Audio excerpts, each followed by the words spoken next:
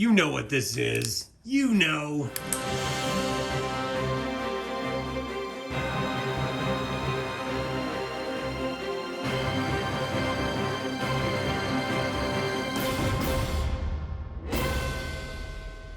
All right, so it's that time of year again. Happy Dragonlance Day, my friends. Because, again, I love this. I love this so much.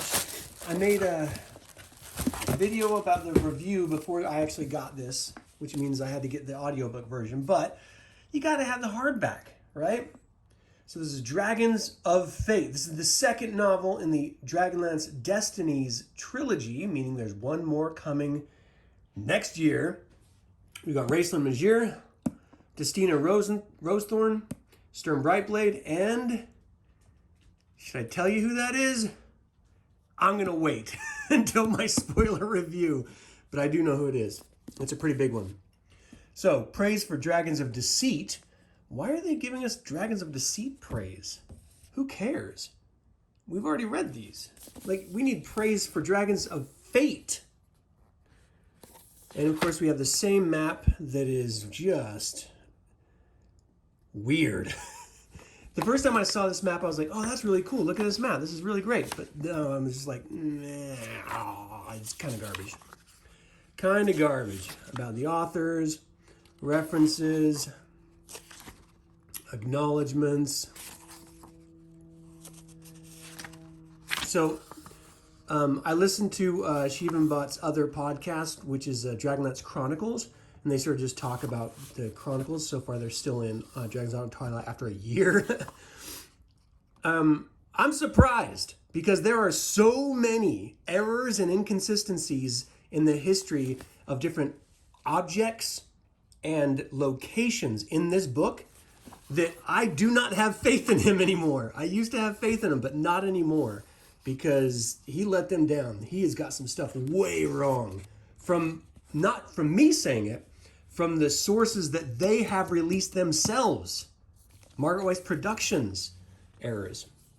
All right, a courageous heroine trapped in the distant past is determined to return to her own time without changing the shape of the world forever, as the New York Times bestseller DragonLance series continues in this thrilling sequel to Dragons of Deceit.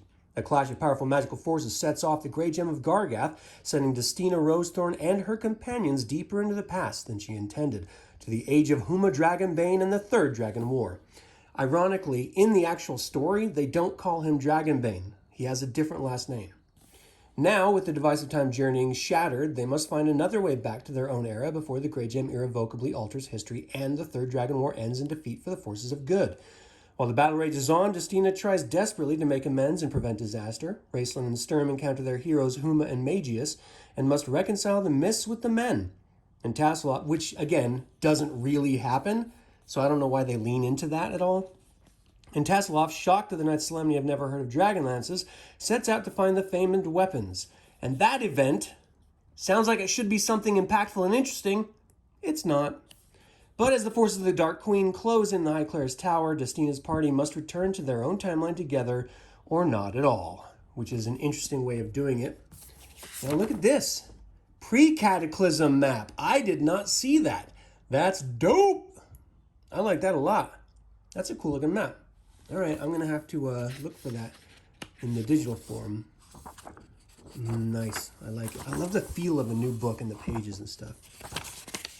So we got the old school Song of Huma, which is really long.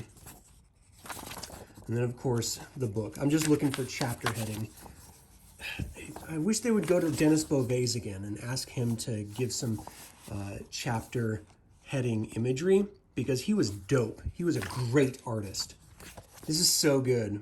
All right, so definitely, if you have not picked this up yet and you're a Dragonlance fan, what are you waiting on? Hook it up, homie. This is a great novel. It's better than Dragons of Deceit, which I thought was fun and good, but this is great. And the ending of this is holy shit! So definitely check it out. I can't wait. Let me know what you guys think of this if you've picked it up. And until next time, Slanjavar.